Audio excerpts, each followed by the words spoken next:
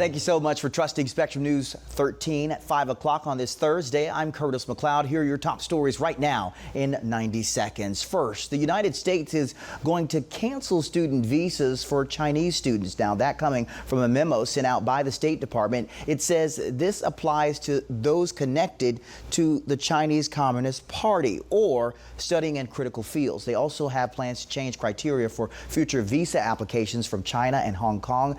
U.S. embassies have been told to pause new student visa interviews before their social media is checked. And Governor Ron DeSantis decided to veto a bill today related to medical malpractice. Now, if passed, the bill would have changed how victims can sue doctors and hospitals after the death of certain family members. The governor said he supports accountability in these cases, but some aspects of this bill need to change. The House bill passed with a supermajority, enough to potentially override the governor's veto. And Clearmont has picked its next police chief, one of their own, John Grasek.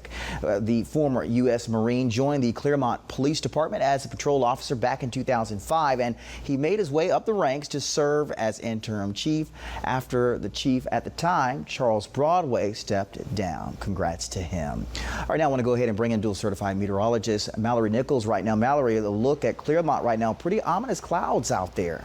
Yeah, Curtis, and that's where we do have some of those strong storms that is impacting Central Florida at this time. A check of Klystron 13. You can see those storms from Marion County down into Lake and Sumter County. As we go in a little bit closer, the lightning count is up close to 400 as this moves off to the east. So we are going to be dealing with very electric storms, along with the possibility for wind gusts up to 50 miles per hour here over the next hour, again, as these storms track off to the east. Curtis?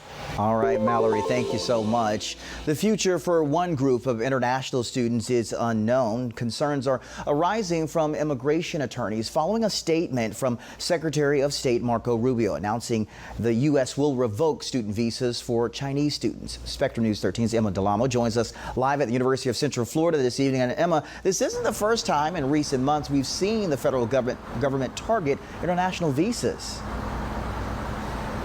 Curtis, good evening. Yes, this is the latest from the Trump administration regarding higher education and international students. You may recall last month when thousands of student visas were revoked, but then a federal judge reversed that. Now a statement says that the State Department will aggressively revoke the visas for those connected to the Chinese Communist Party or studying in critical fields. It also mentions plans to revise visa criteria to enhance scrutiny from any future applications from China and Hong Kong. Now, an immigration lawyer here in Orlando, he tells me he's been getting calls from clients in China who have relatives living here in the U.S. People who are worried about the sentiment of this country, the receptiveness of this country towards Chinese nationals, and that is a very troubling prospect. Henry Lim has been an attorney for nearly 30 years, and he explained that once accepted into a school, the student has to be issued an I-20. That's a document for international students who want to learn in the U.S. Then they have a thorough consulate interview before starting classes. So, Emma, what does this mean for students who are still in the visa application process? I know we have probably a number of people who are going through that process right now. Yeah, federal leaders ordered U.S. embassies to pause new student visa interviews, and that's ahead of their social media vetting process. Back to you.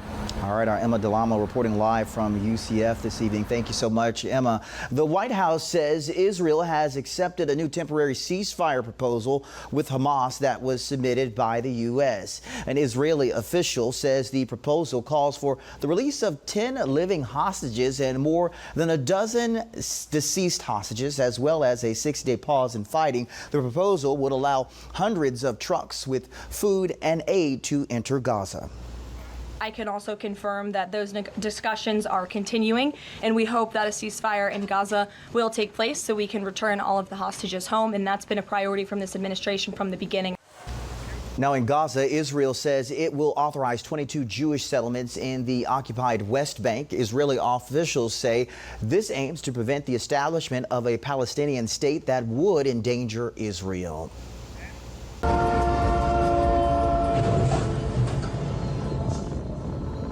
take a look at that video there. The road and train tracks are now back open over in Melbourne after a frightening collision. You see the video between a freight train and a semi-truck Thursday morning. In this phone video obtained by Spectrum News, you can see the moment the semi's flatbed trailer was hit by the train. It happened on Lake Washington Road and US 1. Now, Melbourne police say the truck stalled as the driver was trying to cross the tracks, but he was able to jump out safely before the crash. We spoke with a witness who was waiting at the crossing on her way to work. Take a listen. I saw the guy stuck on the train tracks, and he was trying to get it moving. The front tires were moving a little bit, but it wasn't budging.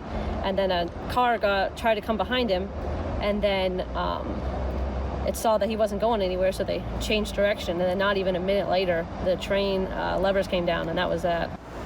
No other injuries or vehicles were involved in the crash. One of the crossing arms was damaged as the truck was pushed back. Now, MPD says the truck driver is the owner of that semi. No word on any charges just yet. Thankfully, that driver is okay. All right, a significant announcement from Governor Ron DeSantis today down in Fort Myers. The governor said he will veto House Bill 6017. Now, that bill, which was passed by both the House and Senate during this year's legislative session, would have repealed state law blocking some people from filing lawsuits if their family member dies as a result of medical malpractice. Democratic State Representative Johanna Lopez was a co-sponsor of the bipartisan bill. She told us she's disappointed in the governor's veto decision. Take a listen. Every year I have constituents in my office, a lot of constituents, even in the office, emails, even calls, talking about incidents that happen in the hospital for medical negligence. And I see these families over and over going to Tallahassee, advocating for the repeal for years. So for me, is the due diligence. You know, we have to represent our constituents. Now, Lopez says she has filed a version of this bill 3 years in a row. You heard her say that there. She says that the fact that the version passed both chambers is evidence that her colleagues support the proposal. She said that she expects to file a version of this bill once again next session. All right, hurricane season begins this Sunday, and Florida Senator Rick Scott is urging everyone to do everything that they need to do to be prepared. Now, he stopped in Sanford today, and he was asked whether he was concerned that staffing cuts to FEMA could leave the agency in a bad position. Take a listen. But you know, the big programs on FEMA are, it's actually, paying for portion of sheltering, what the police do in fire department, our sheriff's office. They have individual assistants, and they have the resources. Now, Senator Scott added it's up to local and state governments to help their residents before the federal government and FEMA offer assistance. Now, you want to remind you of this. Our team of dual certified meteorologists are working around the clock to keep you informed of any severe weather or potential hurricanes. You can also get real-time weather updates sent to your phone. Just download the Spectrum News app and turn push alerts on. All right, thousands of students at private universities are at risk of losing their financial assistance. Coming up, the impact those cuts could make on the workforce across the state. We'll explain that. But first, I want to send things over to dual certified meteorologist Mallory Nichols, tracking the very latest right now, Mallory. Yeah, we do have a few stronger storms that are pushing through Sumter and Lake County at this point. We may see a little bit of stronger activity over the next few hours as the east and west coast sea breeze collides. And of course, I'll give you details on when that'll happen coming up.